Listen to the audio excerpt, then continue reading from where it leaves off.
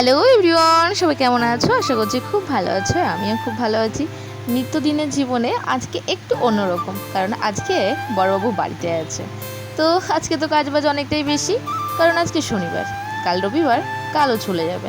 তো আজকে এই যে সকাল সকাল উঠে আমার রান্না বান্না কাজকর্ম সবই কমপ্লিট হয়েছে। সাথে এই যে রুটিও করেছি, একবারে করে নিয়েছি। আর চা, এই যে ঘুম থেকে উঠেছি চাটাও দিয়ে দিয়েছি।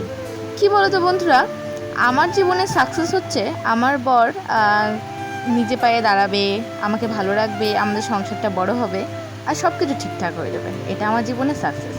তো জানি না মানুষের জীবনে সাকসেস কীভাবে কি, মানে ওদের কল্পনা এত খারাপ, আমি বুঝতে পারি না। তো কি বলো তো, আমার জীবনে সবথেকে পাওয়া হচ্ছে জিনিস আমার মাতার আশীর্বাদ, যেটা সবসময় থাকে। আর মাতার আশীর্বাদে আমি আমার হাজব্যান্ডকে পেয়েছি, যে আমাকে অনেক অনেক অনেক ভালোবাসে, অনেক ভালো রাখে, যেটা দেখে মানুষের জলে পুড়ে মরে যায়। যাই হোক, সেটা দেখে আমার ভালোই লাগে। তো তার থেকেও বড় কথা হচ্ছে, অনেকে বলে আমি নাকি বউ হওয়ার যোগ্য নই, আমি নাকি সংসার করা মানুষ নই, আমি তার গার্লফ্রেন্ডের মতো।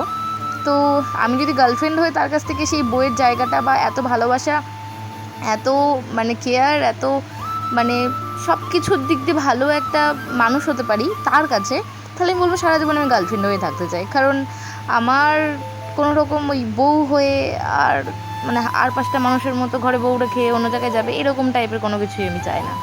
চাই আমার বর হোক, আমার বয়ফ্রেন্ড হোক, যেহেতু তো যারা বলেছে তারা আমাকে গার্লফ্রেন্ড হিসেবে ধরেছে, তো আমার বয়ফ্রেন্ড বাইরে তো মুখ মারতে যায় না কোথাও। যাই হোক, আমরা দুজন দুজনাকে নিয়েই থাকি। আমাদের অভাব হলেও দুজন দুজনের সাথেই বলি, আমাদের কষ্ট হলেও দুজন দুজনের সাথেই বলি, আমরা ভাগ করে নিই। কারণ আমাদের লাইফে আর কারোর প্রয়োজন নেই, আমরা দুজন দুজনের সাথে অনেক ভালো আছি। আর এই যে দেখতে পাচ্ছ আমার চুল উঠে যাচ্ছে, আমার আগে অনেক বড় চুল ছিল, কিন্তু একটা প্রবলেমের কারণে আমার চুলটা কেটে ফেলতে হয়। আর এই এখন চুল প্রচুর উঠে। তোমরা একটুখানি সাজেস্ট করো তো কী করবো চুলের জন্য, তাহলে চুলটা একটু বড় হবে আর ঘন হবে। এসব ব্যাপারে আমি একটু কম জানি।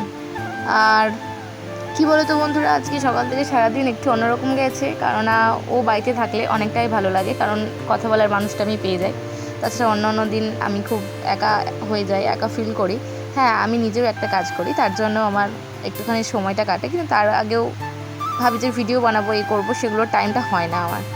বাইরেও বেরোতে পারি না, তো ও ভেবে রেখেছি আজকে একটু বাইরে বেরোবো। আর এই দেখো আমার কীর্তি, আমার একটু কোনো জায়গা আনকমফোর্টেবল বোধ হলে সেই জায়গাটা আমি ঠিক করি। এই যে টিপটা যেমন ওখান থেকে উঠে গেছিলো, ওখান থেকে তুলে আবার আরেক জায়গায় বসালাম, গ্যাপটা ফাঁকা ছিল, পূরণ করে দিয়েছি। আর এই যে আমি টিপ পরে সিঁদুর পরে আমার কী সুন্দর বউ লাগছে না। যাই হোক, যারা আমাকে গার্লফ্রেন্ড বলো, তারা আমার এই মুখটা দেখে নিতে পারো, কারণ তাহলে তোমাদের যেই সন্দেহটা আছে সেটা দূর হয়ে যাবে।